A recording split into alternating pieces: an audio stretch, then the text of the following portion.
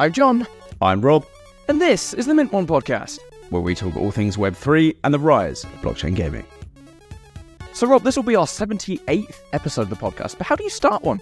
Well, it can seem complicated, so let's break it down.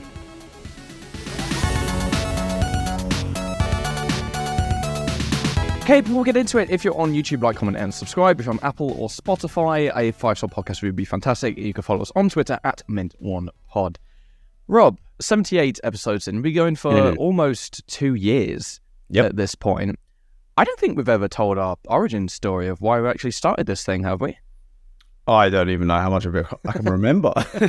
but no, I don't think we have. And it occurred, so the prompt for this episode was, I saw there's in a completely different industry, there's a podcast which has done quite well, and somebody commented on one of his podcast episodes and said, like, how do you start a podcast? Where do you begin? And then he was like, I'm going to make a video on that. I thought that's a very good idea. We should do how do you start a Web3 podcast? Because honestly, so there's a lot of podcasts in the world, as we know. It's a pretty saturated market, but there aren't that many Web3 podcasts. No. It's really not that busy in this space. So there's plenty of time to carve something out for yourself. And by the time, if we ever hit another bull market, which everyone thinks we will at some point, if the next bull market comes, there'll be the massive spike in interest that we've seen at the start of every bull run and during the bull run. And you could find yourself well positioned to get a really big audience. Like, now's the time you should start one if you're going to start one, not when the eyes are already here, because they're looking for stuff that already exists. Yeah. So it's that old adage. That old adage of like the best time to start something was yesterday, but the next best time is today. So exactly, yeah. And it didn't come about by chance, but I distinctly remember the first time we spoke was 1st of September 2021. I even remember the date. Wonderful. Blimey. But the reason that date is so important is the day NFT Insider was purchased by Atomic Hub, and the press release went out, and everyone found out that, I'm working for Atomic Hub now. And I remember you reaching out to me just saying, hey, you probably have no idea who I am, but I'm Rob, I've got this site. Just reaching out to say hello, and to talk about random stuff going on in the blockchain gaming space. I think at the time NFT Insider was very wax focused, and I think up until recently it kind of still was, branched out to IMEX, a few other bits and pieces, but anyway. And I think it must have been about a month in, 2 months in, and this is when NFTs in general were really starting to get some steam. So prior to the absolute explosion in popularity in November and December, we must have been talking like several times a week, just, quick messages over Discord. And I can't remember which one of us said it first, but something along the lines of, I was really wanting to do a podcast. And neither of us really knew how to do one. And we just said, fuck it, let's figure it out. I remember, that's the bit I do remember. So I think it was the quickest negotiation in the history of negotiations. I think it was me that suggested it, because so some of my, I don't think they listen, because this is not remotely interesting. Well, if you are listening, then say hello. Then leave a comment. But 2 of my mates' girlfriends have always wanted to start a history podcast. And we said we'd start one as a 3. And I always said I'd do it. And then we've never done it. And then I started a podcast that's been running for 2 years. And they didn't know I had one until quite recently. And they were like, hang on, we were going to start a podcast. Yeah. I went somewhere else. But I'd always wanted to start a podcast, white boy with a podcast. I always wanted to be that guy. And yeah, I think I just thought, I want to do something else. Like, I write content, but I'd love to stream or make videos. And I think I messaged you and said, it'd be cool if we did a podcast. And you were like, yeah, let's do a podcast. And then we did a podcast. Now it's 2 years later. Pretty much. There was no sort of, we didn't even really spitball ideas or anything. We were let's just do it. Very kind of flying by the seat of our pants. Very, like, we didn't know what we were doing at the start. No. Maybe from like a technical point of view. I mean, I'd always made videos and things, so I suppose I had a bit of a head start. And I think, you have obviously experience in photography, etc. So, although to begin with, we were just an audio podcast. We were. It wasn't until about, how many episodes? Was it like 20? I think it was reckoned 30 or 40 before we ever turned webcams on. Because we've nearly done more video than we have audio. I think I looked at this before. Yeah. Because it felt to me like we were doing audio for a very long time. But we've been doing video for ages now. Oh yeah, very long time. So just looking back in the archives, so to speak, our first episode was 27th of November 2021. We just called it Blockchain Gaming. Okay, simple. I feel like nowadays we'd put a little bit more effort into the title. What date was that? 27th of November 2021. Okay. So I think that's literally a few days before the absolute peak for NFT. So fantastic timing. And yeah, we didn't have much in the way of like fancy equipment or, much of an idea of what we were even doing. We just knew we were both passionate about blockchain gaming, and we felt like, screw it, if we're going to talk about it, we might as well record that conversation and see if people want to listen to it. One thing we did in the early days, so just to be clear, this episode is going to be after we finished our lore. This episode will be sort of everything we know, like to try and help you start your own podcast, and we'll answer hopefully the questions that we think you'll have, because I've got a fairly good idea. It was only 2 years ago I had those questions myself. So, but the early episodes we used to cut all the time, didn't we? Which was something we haven't done for a long. I mean, we still do it very occasionally, but we used to cut. We'll be mid talking and we go, actually, I want to express that differently, which we don't do anymore. And no, I think that's an interesting topic. Perhaps we can revisit later about whether you should do that or you should just allow it to flow completely. And I think for me, it comes down to how many of people are on the podcast. Yes. Solo podcasts, I think you should cut it. I don't think there's any value in leaving it. But when there's like a few of you, sometimes the reactions to you being a spider just crawled across my light and cast the biggest shadow. I mean, Jesus Christ. So a horror film. If you guys think we've figured out what we're doing 78 episodes in, there's still, I mean, we'll actually, I'm going to save all of this for when we start going into tech stuff, but recently I solved obviously one of the biggest problems we had, which was my end, and took a very long time to solve. Anyway, all right, so I've got actually sections written down, so let's adhere to these. Sure. Why start a podcast? Well, I think we've glossed over this a little bit, but especially in Web3, there really aren't too many out there. And without wanting to sound like I've got the biggest ego in the world, a lot of the content out there isn't terrific or doesn't really add too much to the equation, so to speak. And I feel there's so many areas in which people could start something new with new opinions, and well, not even new opinions, but just stating their thoughts, and it could take off quite well. Like, there's absolutely more space for other podcasts on blockchain gaming. I mean, the fact that there aren't too many kind of surprises me now in 2023, especially when we're getting a plethora of games coming up that both could really benefit from the coverage, but I think people want more info on, and there just isn't that much out there. So I think it's probably the views that put people off starting. It's difficult to get views for things like blockchain gaming, because particularly when we're in the depths of a crypto winter, there aren't as many people here. No.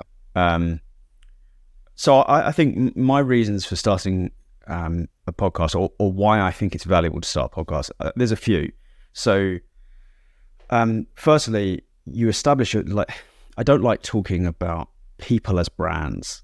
PR agencies love it. I get moaned at all the time from PR agencies that I don't do that enough. They're like, you should speak on LinkedIn more. You should have your own Twitter. Absolutely. You should. I know I need to do it. Which is ironic, really, because I'm arrogant enough to think people want to listen to me talk on a podcast every week. Absolutely. But I don't know. I find it difficult. Anyway, building your voice and being seen as an authority figure on a topic is extremely valuable. Absolutely. If there's an area, even if you do want to start a Web3 podcast, if there's something you know a lot about and you're passionate about, and that's important, if you don't care about it, you'll burn out and you'll stop doing it. Oh, absolutely. So pick something you're interested in, but establishing yourself as a voice, not necessarily an influencer. You may end up there, but just as somebody who understands something and wants to talk about it. And even I think we all suffer from, oh my God, what's the term? Imposter syndrome. Imposter syndrome, yeah. You think, well, I'm not an expert on anything. You just pick the subject you're most interested in and become an expert by recording stuff and learning about it for each episode. You'll be an expert in no time. Yeah, I mean, no matter who you are, you've got a passion in something. Definitely. Like, it could be sewing, could be Web3, could be, I don't know, it could be all manner of things. Yeah, but there's what do you know about? There's absolutely other people out there that share the same interests. Yeah. And you never know, you might fill their niche for what they're looking for in terms of content. Also, but yeah, on that note as well, is you could, if you think you're not an expert on anything, one thing I would suggest is learn how to be a good interviewer and then interview people that are experts on things. Yeah. Because if you look at, there's plenty of podcasts. I mean, I don't want to lay into Joe Rogan. Joe Rogan's arguably one of the best podcasters on the planet. Even if you don't like him, even if you don't like the Joe Rogan experience, I'd say it's pretty cut and dry by his numbers alone. He's an expert on things like fitness, on MMA, on martial arts. He's not an expert on 99.9% of those episodes, but he'll have people on that are experts in other things, and he's a brilliant interviewer. Whether you like him or not, he's a brilliant interviewer. He asks the right, engaging questions. He's always open to different opinions, but he's not scared of conflict on things he doesn't agree. Anyway, that's always a route. If you don't feel like you're an expert on something, that's somewhere you could go with it. And besides, it doesn't necessarily matter if you get too many views, or I mean, you should never go into any kind of creative endeavor online with an expectation that you'll get like 70,000 views and this will now become your career and all this stuff. Like, if you start off just thinking, oh hey, it's something fun to do, I get to elevate my profile a bit, or at the very least get some experience with being on a podcast, with video 100%. Editing, with speaking, then it's very helpful. And whether or not you want to go on to be self-employed or whatever, I think being able to show a prospective employer that you've got a podcast and you've got these skills and you've committed to doing it for a long time and all this stuff, it benefits you and it makes you stand out amongst your peers. Yeah, to sound like a careers officer, but anyway. A little bit. But I think that's a great point. We can't necessarily accredit it to this podcast, but we've had speaking opportunities and things that I have no doubt this podcast played a role in us getting. Oh, absolutely. Simply because we have evidence that we've spoken about a subject for over 100 hours of recorded audio on us doing things. So it is a kind of proof that you can talk about something and that you can be engaged in interviewing people. Yeah. There's a level of authenticity there through, we both have websites, we both publish articles for God knows how long. But I don't know if anyone else thinks this way, but I think putting a name and a face to what someone's saying and the articles they write and stuff, it just lends to them being like, okay, this isn't just a faceless name on the internet that writes about Web3 all day. It's a person with thoughts and opinions and who actually cares about what they're writing about. So, which in Web3 is very more valuable. Special than perhaps other industries where, pseudonymous people and kind of anonymity is held tightly, and a lot of people don't like to show their face, which you don't have to, by the way. You could probably use AI to nowadays there's so many tools that can help you do it. I mean, if you own an NFT, there's hologram, so you can become your cool cow, your dead fella or whatever. Because not everyone wants to show their face. So. No, and I understand that. Or physically, you can. There's more YouTubers doing this nowadays. Put on like a mask or whatever, or AI yourself.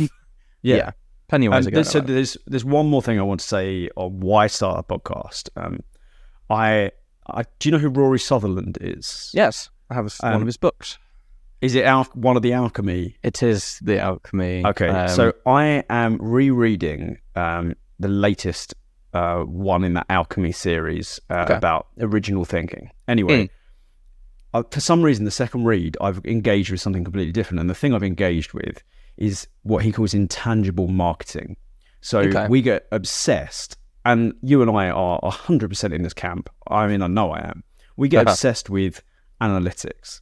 Oh, yes. So we'll put up a video. Like, John and I are we don't love how many views we get on YouTube for this podcast. Like we look at those and like we're like, oh, it's only done like 500 views.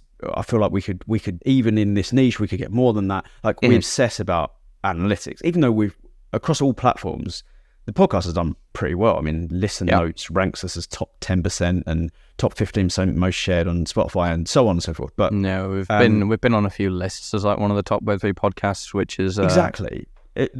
So we have these things, but we still get hung up on analytics. And basically, Absolutely. Rory Sutherland talks about intangible marketing. So if you look at things like Coca-Cola sponsors the World Cup, how do you track the returns from sponsoring the World Cup? Yeah.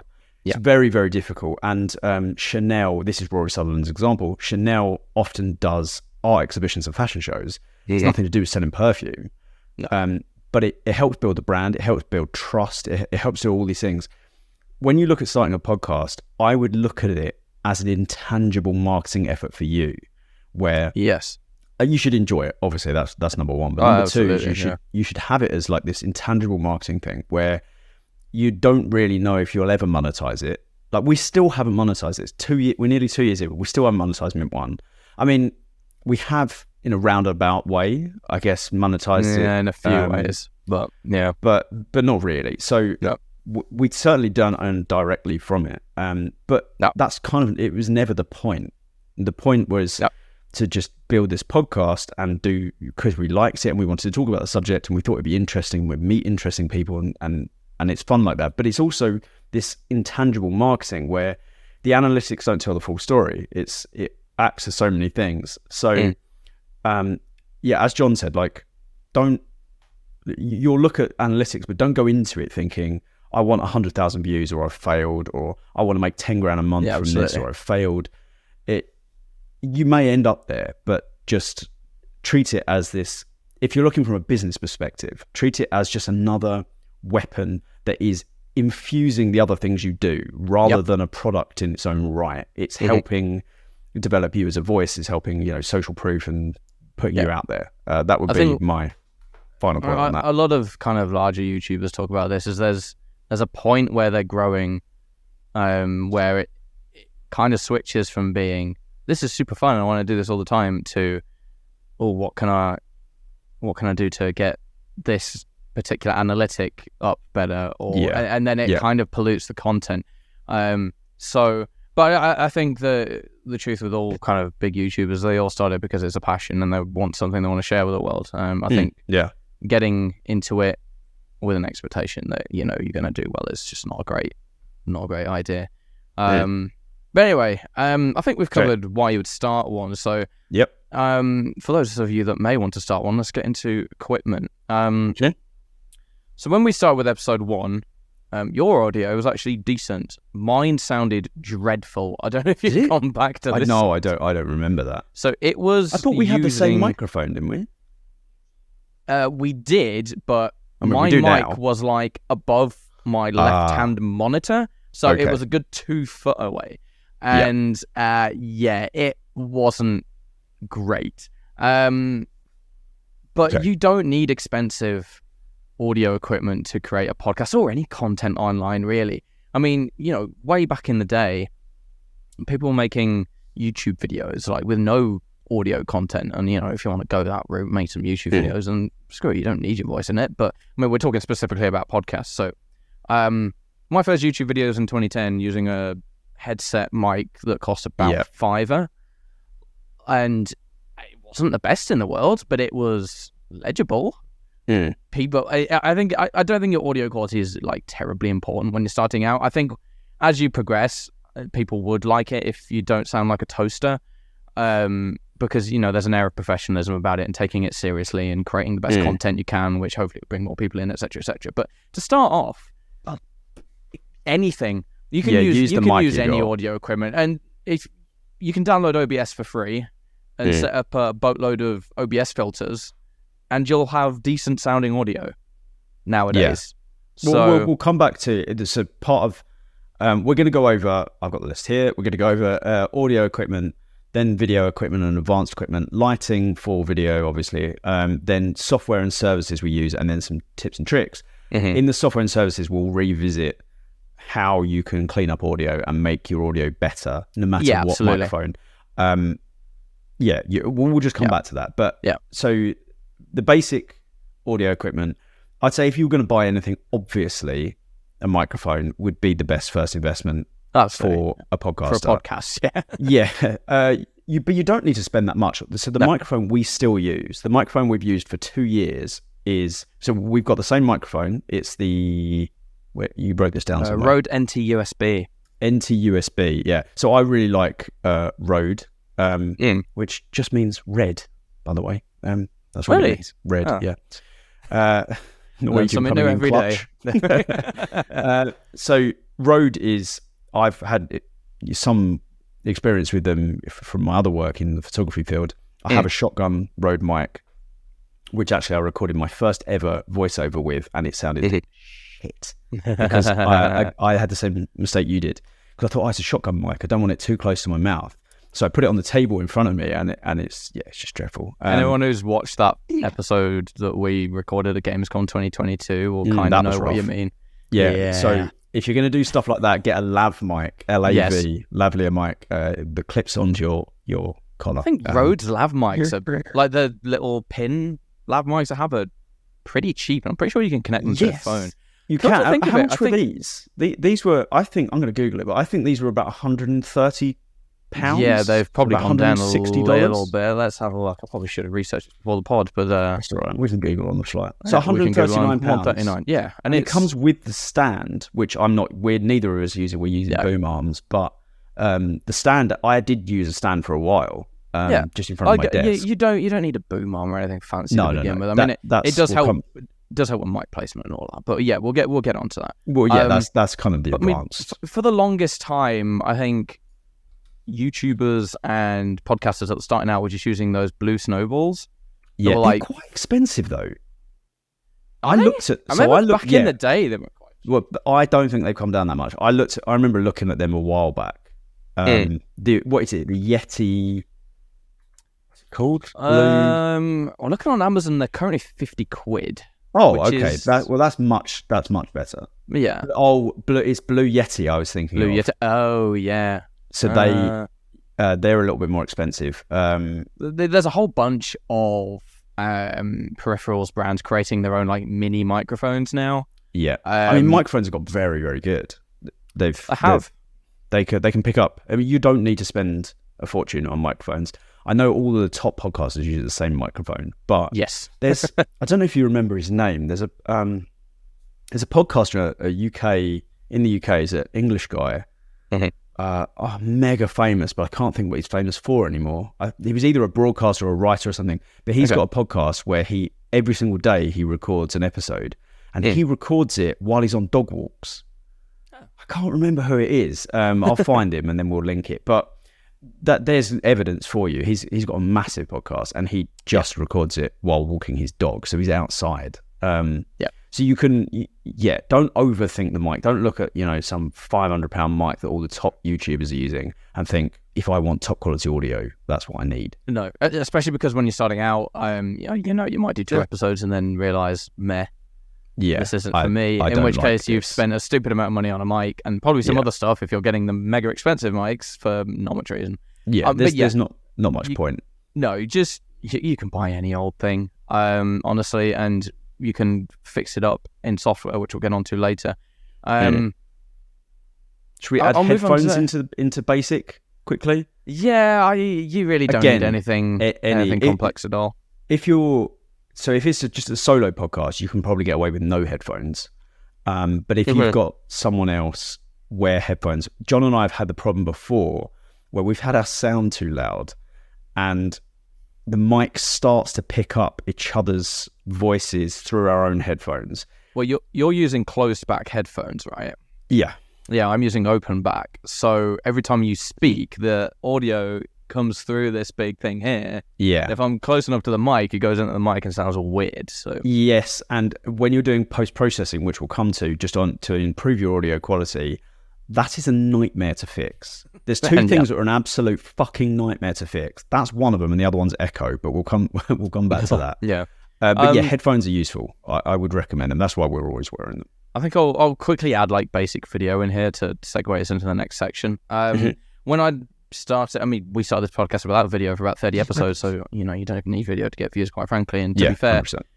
With a podcast, most people are not watching it. They'll be listening to it on the bus, on work. What do you reckon the percentage is of audio versus video? Really, like 80. It's got to be like 80%. Even if you do take YouTube views in, a lot of people it's on a second monitor, or it's just so video isn't the most important. But when I started, I used this Logitech StreamCam. I think it's about 80 quid. There's another Logitech, the C920, which I think is about 60, 70 quid nowadays. Yeah. That's passable. There's big streamers that use those, and they're probably the best value for money you're going to get. If you want to get proper mad, then we'll move on to that later. But that's all you need. Don't overthink it. No, absolutely not. So let's go into kind of the more advanced equipment, I suppose. We've already talked about the Rode NT USB. I think the only real upgrade you would get from this mic is to the SM7B. The Shure mic, but then you're going to need a whole bunch of other audio equipment, and you're very quickly approaching the $1,000 mark. So is it worth it? It's debatable. I did a Twitter space with Creek. Was it Twitter space or Discord call with Creek back in the day, who created Crypto Moonies on the Wax blockchain? And I think for something else he has a proper audio setup. So he had like one of those like Rode physical interface thingies, and I've never heard such clear audio. Really? Like with no processing on it. Well, it's got like physical processing, and it was incredible. But it's... I get massive envy when I hear people with incredible audio. I'm like, I'm ready. I'm going to drop a fortune. I want to sound that good. A lot of it you can get quite close to in post, but you're getting to the point where most of your viewers won't be able to tell the difference. No, and this is the thing. A lot of my friends work in media in some way, so they have a lot of experience. I'd say 2 of my closest friends listen to more podcasts than anyone I know. They listen to so many. They commute, and so they listen to a ton of podcasts. Yeah, and both of them said the exact same thing to me independently, which I've said to you before. Which is the of this podcast, the production value is really high, whereas I don't think it's that high. I think we could do better. Yeah, but it just doesn't matter. The gains are so small for what you're getting. We've got a good mic, we've got good cameras, good lighting. We process the video in the right way, process the audio in the right way. You just don't overthink it. The content is way more important. Oh, absolutely, way more important. It is far too easy to get incredibly nitpicky about small technical things, where what you're talking about and the content you're producing is by far the most important thing. Yeah, 100%. I listen to the Moist Critical's YouTube videos every day. They're not podcasts, but like little 10-minute speaky to camera. And for the most part, he's using a crap camera and a crap mic, but I still watch it every day, and he still gets 2 million views a day. Because it's just good. It's good content. It's the person and the content that is far more important than any equipment you'll have. But it is nice to not sound like a toaster. So yes, no one wants to sound like a toaster. Lighting. I don't know what lighting you are using. I use an Elgato key light. Right. Okay. Basically, the only reason I do that is because I have a couple of other Elgato things on my desk. So I've got the Stream Deck, obviously, and it's very plug and play. The key light also can connect to my Wi-Fi. So, instead of having to manually flick switches and do all that crap, I just come up to my office and I can't say the Amazon word, but I'll just say office lights on, and just every light comes on. I'm like, that's a quality of life upgrade that is worth it for me, rather than spending 3 minutes turning various different lights on. So that's what I use. I think you're using a bunch of professional grade equipment. Yes. So I'm kind of hoping this video lands in the algorithm a bit more than others, so we might get some random drop-ins that we don't usually have. But so for those people that don't know me, I have a background in photography. I've worked in photography and videography. Not that much videography, but some. And I have a bunch of stuff from I technically am still sponsored by the company that's made my key light. I'm technically still sponsored by them. Yep. But I don't get it for free. I just get a big discount. So to my front left, so 45 degrees to my left, is a very large white LED consistent light by Profoto. Profoto. I can't remember the model number, and I will blind myself trying to get to it right now. So we'll put all our stuff in the description. I like a big white. Well, I mean, I can control the temperature, but a big LED consistent light as your key light. It just gives nice flat, like not flat's actually a really bad word for it, but it gives consistent, widespread lighting. Yes, evenly lit. Because so the glass, it's not glass actually, I think it's plexi, but it's frosted over the LED, so it diffuses the light, which is beautiful. You want diffused light. Direct light is very harsh, causes specular highlights, which you don't want. Like I've got specular highlights here, which I do want, but you don't want them here. No. Because if you blow out your skin, it looks awful. Behind me I have what I think, I can't even remember, I reviewed it and I think it's extremely expensive and completely unnecessary, by the way. So I like a rim light, which is what's hitting me here. That's by Aputure, Aputure, and it's their 60D, I think, and it's a daylight. It's unbelievable. It's like professional grade videography light. Sure. And it's blasting me. I can have this so bright. If I connected my phone to it, I haven't connected it, but if I connected my phone to it, I could blind us all right now. It's unbelievable. But I just like, so when I do my photography, when I do video interviews, when I do anything, I like, there's a sort of lighting style I like, which is 45 degrees in front of the person and then pointing down from above them, which is what my key light's doing. And then behind I like a rim light because it makes the whole thing three-dimensional. I'm separated from my background by this light here. So I add a rim light, and then this behind me is just a practical. It's called a practical light. It's just a light that does nothing other than add a bit of interest to the background. That's all. So they're the lights that thing was like 20 quid on Amazon. It's nothing. And then these, you could do it with any light. You really don't need to spend a lot. It's a large LED light. What I'll do is I'll find some options that are cheaper than this Profoto version, and we'll include that in the description. So a couple of different options of a big LED, and then this is just a directional light. You could do it with almost anything, but you want it narrow rather than wide, so it just hits you rather than lights the whole room up. I've gone overboard there, but as a photographer, I can't help it. It's good to get a kind of a run through of everything you're using. I mean, my setup is far simpler. You know, I just have the one key light there, and then there were just two wall lights. You probably can't see them in the frame, but I just swapped out the standard bulbs for the RGB LEDs. And then because you have a lot more color than I do, which I do. Yes. I mean, in 5 weeks, my lighting will be different. I like to change it. I come up with ideas and then I think, I want to do that. I do want to add a bit more color to mine. But that's lighting covered. You can add color anywhere. I mean, again, it doesn't have to be expensive. I don't think I've actually showed you this before, but downstairs for the kind of black background set I've created to do on my top split stuff, the only lights I'm using are like two of these square LED boxes at like 25 quid each, and just the cheapest standing tripods I could find.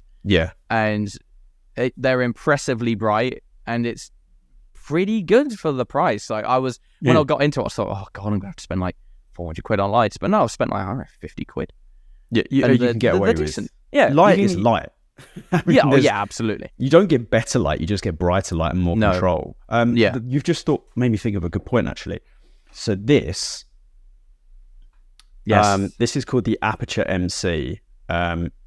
Again, I got this for free, so I didn't buy this, but it's £100 I think, or £95, and it is right. Watch how bright this is.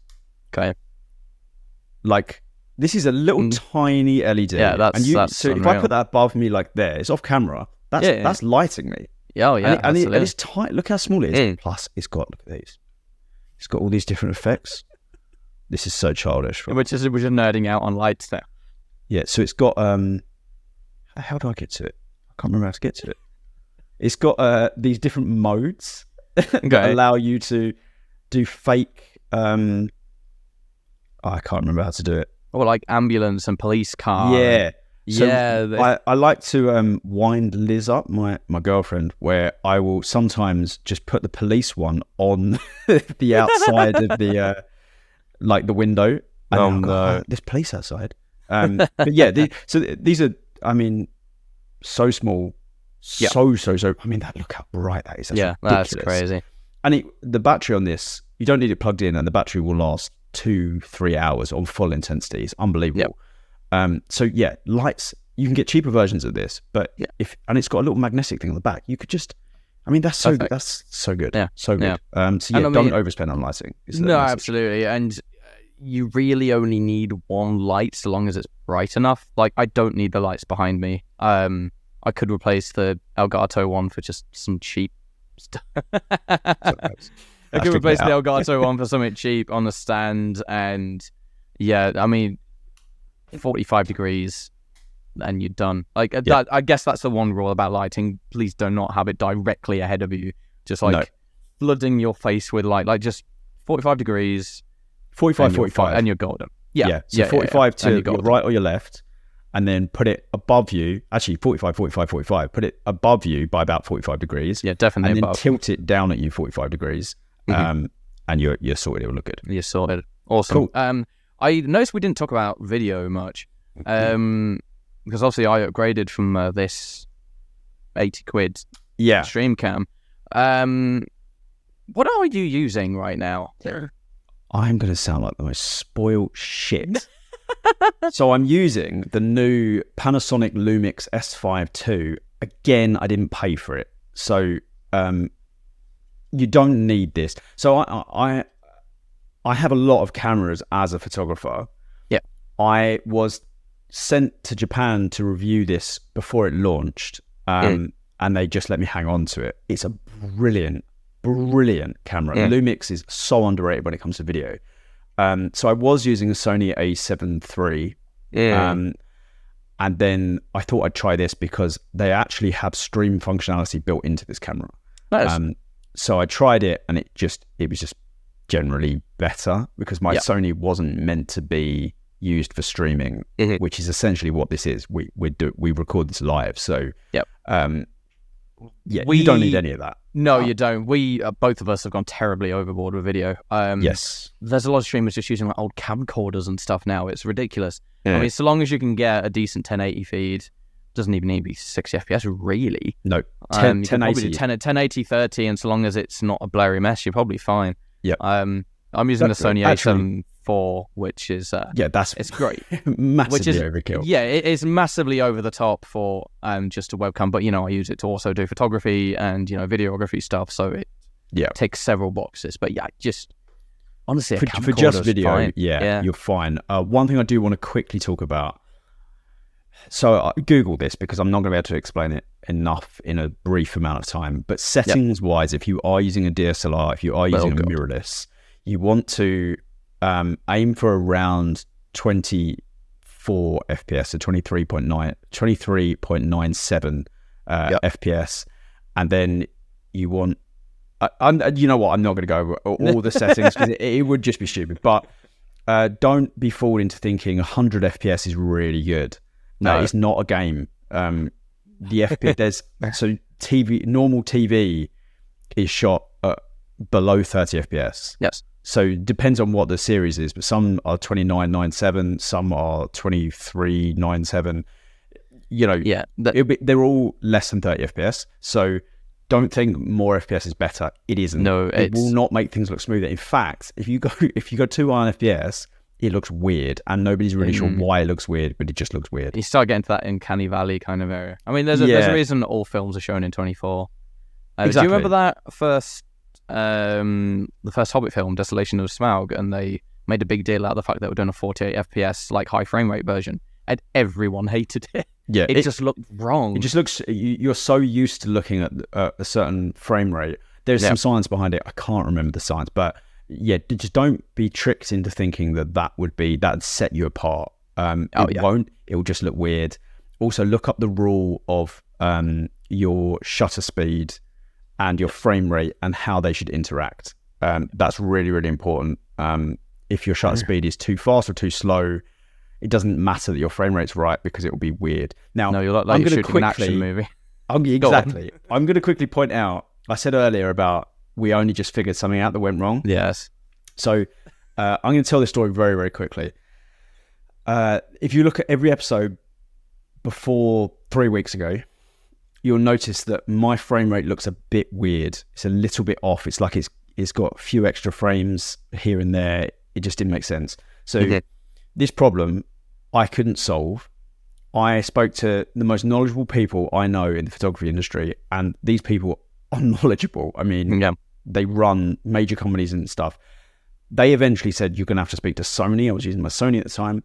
I spoke to Sony's head of PR, who spoke to someone who was like head of technical, and I sent them sample videos, and I was like, look, it's doubling frames. And they're like, I don't know. I don't know. You'd have to send us the camera, which I couldn't because I needed to record. Yeah, for sure. Then I got this Lumix, and we found that I still had the same problem. So the problem's not that. So we're like, oh, it must be the USB cable isn't fast enough perhaps to stream like this level of video.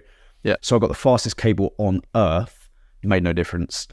And after, I don't know, over a year of this same problem that nobody could fix. Nobody knew how to fix it. I Googled it. I asked everyone. We found out that it was just region settings. And that PAL has one frame fewer than... it is pointless, but I just thought I'd mention, because I thought that regions went out with VHS videotapes. I didn't think that they existed in the digital world. They do, and they affect frame rate. To make sure you got the right region. And I think just a bit of general advice for anyone buying any video equipment. Please buy something simpler to start off with, and then learn everything you can with that camera, and only upgrade when you're like, damn, I want to do this thing, but the camera physically cannot do it. So that's good advice generally. If you can't do something, then you need to upgrade. If you don't know why you need the upgrade, you don't need it. No, absolutely. Which happens all the time in photography. Okay. Sure. Cool. Covered software. To record the pod, I think we started off in Google Meet, right? So I think so. Yes. Free bit of software, get two people in the call. I think we only recorded like the one audio feed to begin with. Or am I wrong? I don't remember. I think you're right. Or did we record our separate audio feeds? I think you're right. I think we just recorded the audio of the call. Yeah. So it's literally just the both of us in a Google Meet call. We just set up Audacity or OBS or whatever and just hit record, and there we go. We chat for an hour and there's a podcast. Simplest thing. Obviously there are ways to upgrade from there. We're currently using and have been using for the past year a piece of software called Riverside. It is brilliant. It's a fantastic piece of software. It is not free. It is what is it, there's a few different packages. So there's a few different packages for depending on how much like file space you need, but it records everyone's video, everyone's audio separately, and it's just super easy to be like, okay, I want this person's audio, or I want just this person's video feed for whatever reason. And now it has like AI-based clips to find like the best parts of your podcast, so it's really easy to like find clips of social media. We haven't done that yet. We need to look into it more, but I think we'll get onto AI in a sec. Also, let's carry on singing the praises of Riverside. That's terrific. Because there's been multiple. So you can invite anyone. Like you've seen when we have guests, it just adds another square to this, and we get their audio, we get their video. It's all browser based. They click a link, they join, and then when the call ends, they just leave the window open and it uploads the audio and video. And then if they accidentally shut the window, it sends them an email and say you didn't finish uploading. It's all local still, so they just connect to it and upload it. So the reason... Sorry, mate, what were you going to say? Well, I was just going to say everyone's recorded on your local device, so there's no chance of losing anything, which is a big thing for a podcast. This is exactly what I'm coming to, and I think you know what I'm going to say. We've had more than one incident where something's happened in the middle of the call, and we're concerned that we've lost the audio. So we had an interview with, I can't remember who it was. It was a gentleman. It was about 6 months ago, and in the middle of the call, I had a power cut. And I thought, well, there's no way that can save it locally. I mean, it wasn't like oh, I'm lagging, I had a power cut. Like everything went off instantly. I've got surge breakers, but I mean, it didn't have any time to save anything. So I was like, oh, how much have we lost?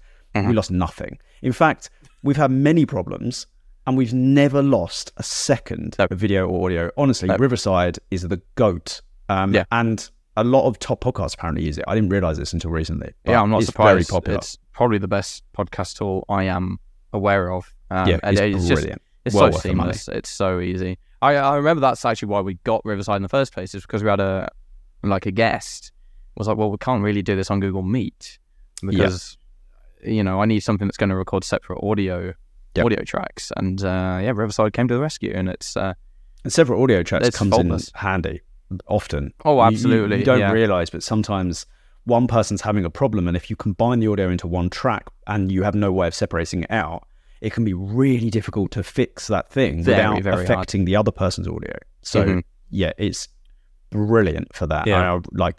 Riverside is 10 out of 10 to me. Yeah. I suppose that moves us on to audio tools. We started off using Audacity, which I still use it. There we go. Free piece of software has been around for donkeys. You can tell it's been around for donkeys whenever you open it, because it looks like it was created in 1983. But I mean, really it has everything you need, and it works. Remove noise, normalize, do some EQ. It has everything you need. And I reckon the only reason to not use Audacity is if you come across like an AI tool that can do it quicker or easier, or for whatever reason is just more convenient for you to use. Yeah. So I will say two things here. So what tends to happen after our podcast is John sends me the audio, I edit the audio, send it back. John does all the video and combines the audio and then uploads it to YouTube. And distributes it. We should mention Anchor. Actually, that's a good point. We'll come back to Anchor. But so Audacity, what the workflow I used to do, I'll put this in the description. I have the workflow I used until very recently, where essentially you record the audio, I've got it open, you do noise reduction, compression, bass and treble boost, limiter, normalize, so everyone's the same volume, and then you remove any blank audio, and then it's done.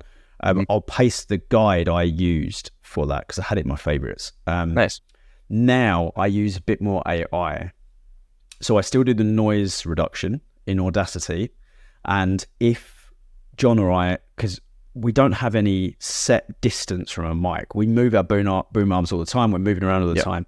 Sometimes one of us is slightly like further away and a little bit tinnier, and it doesn't pick up the bass. The closer you are to the mic, the more the bass gets picked up. So sometimes I'll boost bass and treble, I remove noise, and then I'm using a beta AI tool, which I believe is now available to most people. It's by Adobe. They've changed. You have to pay for it now. It was free, and it's still free, but I think you get 30 minutes a week or 30 minutes a day or something. It's not that useful. You used to get 3 hours, but they've now got it to a point where they think it's good enough and they're right to charge. So look up Adobe Podcasts. It's called something like Speech Enhancer. I'm using a version of that. I don't know if I'm using the same version that's public, but it for all intents and purposes, is identical. And essentially, I do the noise reduction. I put it in there, and all it does is clean up the audio, boost the volume and stuff, and make it sound generally a little bit better. I think there's a few tools like this, but AI obviously is the buzzword for the last year. Absolutely. AI can... The one example I would say to show how good the AI tools are is the episode with Lane LaFrance, where I believe she was using her built-in laptop mic for that interview. And the default audio was, like, no offense to Lane, she's genius, but the audio was shit. It was awful. Like straight out of it. It was just, it was not that it was shit, it was just a call. Like it was just any call, any Google call, any Meet, anytime you're on Skype or, Zoom or whatever, that's how it would sound. But that's not what a podcast should sound like. No. I put her audio in Audacity, I cleaned it up noise-wise, I boosted the levels a little bit, and then I run it through AI, and it is good now. And she was using what I think was probably the mic just on her laptop, and she was sitting back from her laptop. So you really don't need much equipment if you're using AI to boost it a bit. No. And I think we're probably a bit late to the game when it comes to using AI tools, podcasts. If you're just a general consumer of content and you're wondering why like podcast clips have exploded on like YouTube and TikTok, etc., it's because of the vast number of AI tools that have come out. Pretty much any YouTube short or TikTok where you see like a podcast clip and there's captions, that's all AI. There is little to no manual intervention in that at all. And this is because when we started, there wasn't. This is the thing. Yeah, exactly. When we started, AI wasn't. The tools weren't there, but now they are, and we've tried out a few, haven't we? What was the one that you tried out? For a bunch of things on NFT Insider, we use Chopperty, which is a tool made by some I don't know whether they're still students. Anyway, some former, current, I don't know, students from Durham University in the UK. They created this AI based kind of video and podcast captioning tool, which is brilliant, to be fair. It'll do everything. It'll zoom in on the right person. You have a choice of aspect ratios. You can change what font is used, what effects there are, what colors there are, all that kind of thing. And it's relatively cheap because they're at least for now, quite a small outfit. Although I understand there's a lot of people banging on their doors to get access to the software. So definitely look that up. Riverside, which we use to record, as we said, has just released their own AI clipping tool. And we haven't really used it all too much yet, but we're keen to explore it and see how that works. And I'm sure if you Google it, there's going to be dozens of others. There seems to be more popping up every day now. And as you say, Adobe and other kind of larger companies are getting in and releasing their own tools now as well. So keep your eyes out. I think it's only going to become easier and cheaper over time to do that kind of thing. I would recommend, so this week, John and I were looking at AI tools, and I tried Opus Clip, which I just want to give a shout out to. It's free to begin with, and you can do a limited amount for free, and then you have to pay. But I was very impressed. So I looked at, about 6 months ago, I looked at Opus Clip, and I tried, because obviously John and I have about 100 hours of stuff that can be clipped. And I tried a few videos, but it didn't have, its AI wasn't smart enough to work with multiple hosts. Or a person and a guest. If it was just you doing a talking head, then it can do it. But that was it. It couldn't handle two. Now it can, and I tested it out. I think what did I say it was? I think it was £100 for 2,400 hours, so about $125 for 2,400 minutes. Sorry, not hours of content. It'll chop it up, and then it gives you a rating. It adds subtitles. It gives you a rating of what it like, how likely it will do well on social media based on the keywords and the topics and stuff. Really impressed. Very, very good. Opus Clip. Again, just check the description because we're going to have everything in there. Absolutely. I realized I didn't talk about editing software. Just use Windows Movie Maker or the Mac equivalent. And if you really need to upgrade, just use Premiere. They're relatively cheap. It's quite easy to get a hang of. So, you probably could use CapCut now. CapCut's so strong now. Yeah. And it's free. That's you've got DaVinci Resolve as well, which a lot of big YouTubers are moving across to because it's free as well. So there you go. Well, I guess we're getting towards the end. We're on to our kind of tips and tricks. One thing I didn't mention is the boom arm we're using. It's whatever the Rode one's called. I'm using a cheap knockoff that I don't know the name of, but again, we'll put it in the description. Yeah, I mean, as long as it puts your mic somewhat near your face, you'll be fine. I just can't bring myself to spend out on things like monopods or light tripods. Like a tripod for your camera, you spend a lot on it to keep the camera stable. I don't really care if my light is perfectly stable in a room with no wind. I just thought we should mention, I said earlier about echo. So a kind of side thing you should do is soundproofing as much as possible. AI is good at fixing this. Echo is a nightmare to fix. And I spoke to my friend who's a sound engineer on Saturday about this, and he said the reason it is, and it's obvious now he said it, is that the echoes bleed into what you say next. So it can't remove it very cleanly. So it's an absolute nightmare. Now, to my left and in front of me, I have some cheap black pyramid tiles. You've probably seen YouTubers using them. Just absorbs a lot of sound. If you've got a wood floor like I do, put a rug down because it just stops the sound bouncing around your room. If you don't have any of these things, we recorded an episode where John had a duvet over his head. I did. And that will seriously work a lot. In fact, this sound engineer on Saturday, Alex Ash, I'll just give you a shout out, mate, in case you're listening. He said that if he records anything, if they're recording anything and they don't have a soundproof room, they just put a sheet over the head or a duvet or a blanket or something over the mic and their head. And so if you're doing audio only, obviously video is kind of, maybe that'll be your hook, just like under the duvet with someone. But if just hang it over the top of you, it absorb all the audio from bouncing around. There'll be no echo. I had a lot of problems with echo. I'm in a converted garage. That's where my office is. And it's a wood floor and then walls. Add as much stuff as you can, basically. Rugs, stuff to the wall. So I had a sheet on the wall for a long time. Plants apparently are excellent at absorbing sound as well. So just add some plants and things. Just anything that won't bounce the stuff around. Yeah. Like, I mean, I'm in a carpeted room. I've got carpets crap and blushes, but I mean, it all helps. It all helps. So that's the first misc tip I wanted to add. Did we go over our headphones earlier? I don't recall. Did. But open backs are not a good idea. No. I wouldn't say I'm an audiophile, but I don't know, I just like good audio quality, so I'm using open backs. But you can get a cheap closed back headphones for, I don't know, 20 quid, and then if you want to spend more, get whatever raw pass. I can't remember, again, check the description. I can't remember how much I spent on these, but essentially I have them on enough that I was like, I just want to spend a little bit more and get something quite nice.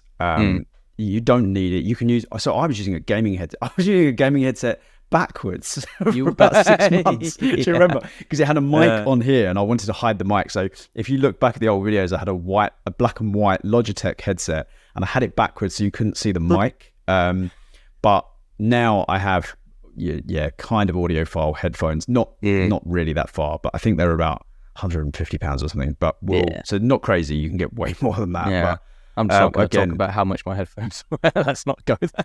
What your what? I don't know the model you're using. So the Sennheiser. Okay. Sennheiser HD 600s.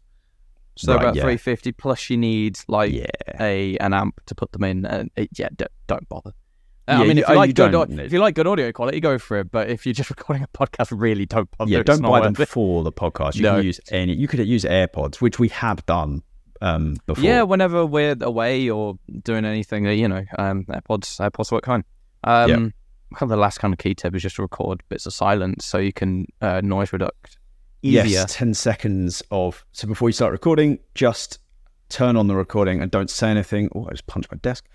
Don't say anything and just let it record the silence. And then basically when you're in Audacity, you can use that 10 seconds of silence as your noise profile. So you're telling Audacity what the room sounds like without your voice, and then you can just remove that noise. It's not perfect, but it's pretty good. So if you've got the buzzing of your tower from your computer, or a mini fridge, or there's cars driving past, it will work out where it should draw the line. And that makes a big difference. You'll very much regret it if you don't do it. It's really important. So we actually don't record 10 seconds, but what I do is when John sends me because we have two audio clips, two audio channels essentially, I find the bit where I was speaking and John wasn't, and then I analyze that, and then vice versa. But it's really useful to do that.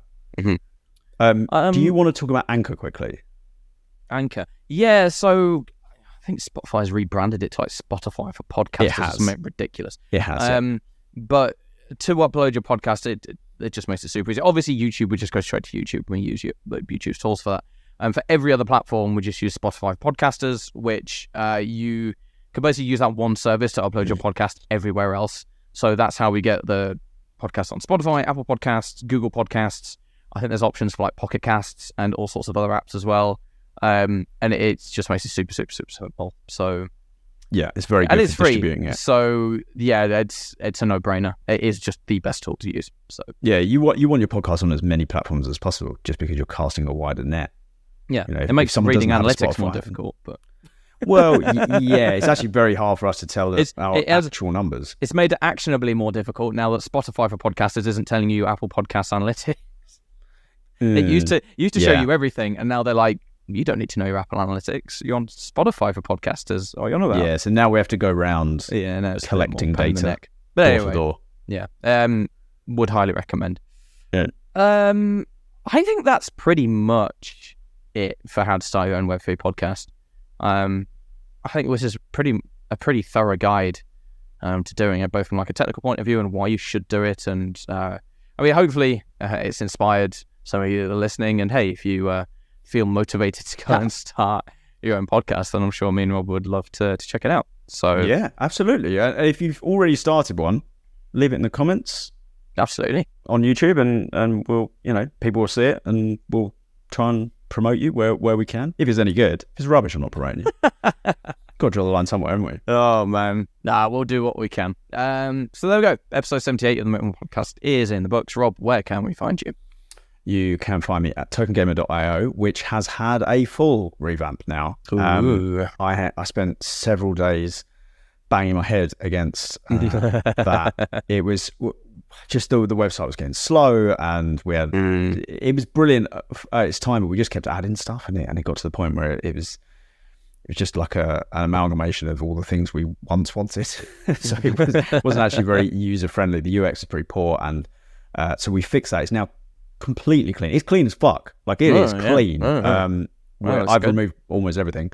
So please check that out. If you find any problems, any bugs, or you don't like something, or you wish it had something, let us know, because I would like to fix that. I'm still working it all the time, currently overhauling the SEO and all that boring stuff. But yes, tokengamer.io, and then obviously at tokengamer news on Twitter/x.com. It's the same website. I just still not used to it.